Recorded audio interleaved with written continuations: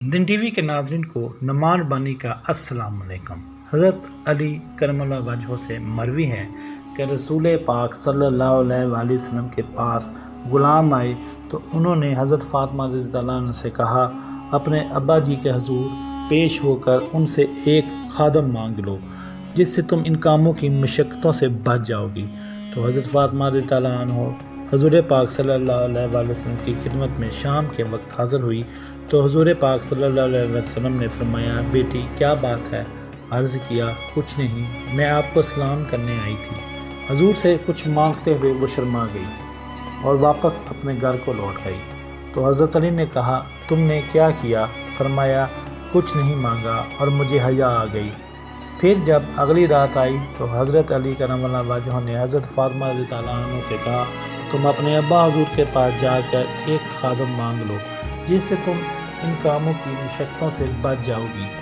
وہ پھر اپنے ابا جی کے حضور پیش ہوئی، ان سے کچھ مانگتے ہوئے شرما گئی، حتیٰ کہ جب تیسری رات کی شام آئی تو ہم دونوں یعنی حضرت علی اور حضرت بی بی فاطمہ رضی اللہ عنہ اکٹھے حضور پاک صلی اللہ علیہ وآلہ وسلم کے حضور پیش ہوئے۔ حضور پاک نے دریافت فرمایا کہ تم کس سبب سے آئے ہو؟ تو حضرت علی نے کہا کہ یا رسول اللہ، ہم پر کام کی مشقت بہت زیادہ ہے، اس لیے ہم نے ارادہ کیا ہے کہ آپ ہمیں ایک خادم عطا فرمائیں جس سے ہم کام کی مشقت سے بچ جائیں۔ تو رسول پاک صلی اللہ علیہ وآلہ وسلم نے ان سے فرمایا، میں تم دونوں کو ایسی چیز نہ بتا دوں جو تمہارے لیے سرخ اونٹوں سے بھی بہتر ہو؟ اس وقت عرب میں سرخ اونٹ سب سے قیمتی مانے جاتے تھے، تو سرکار نے اس لیے سرخ اونٹوں کا حوالہ دیا۔ حضرت علی کرم اللہ وجہہ نے عرض کیا، یا رسول اللہ علیہ وآلہ وسلم، جی ہاں، آپ ہمیں وہ عمل بتا دیں۔ فرمایا، تکبیرات، تسبیحات اور تحمیدات 100 مرتبہ جب تم سونے لگے تو وہ پڑھا کرو۔ تم جب رات کو سو گے تو 1000 نیکیاں تم لوگوں کو دی جائیں گی، اور صبح جب تم اٹھو گے تو دن میں بھی 1000 نیکیاں تم لوگوں کو دی جائیں گی۔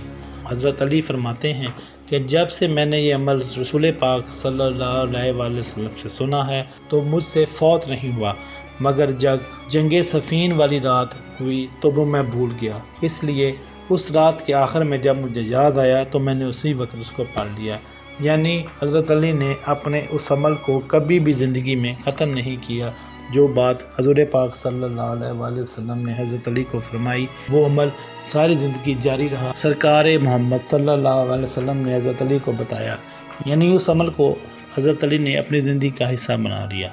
تو ناظرین، اس سے ہمیں یہ سبق ملتا ہے کہ اللہ تعالیٰ نیکیوں کو پسند کرتا ہے اور اپنی عبادت کرنے والوں کو پسند کرتا ہے۔ تو ہمیں کوشش کرنی چاہیے کہ ہم نماز، روزہ اور اس طرح کی تمام عبادت کریں تاکہ اللہ تعالیٰ ہم سے راضی ہو جائے۔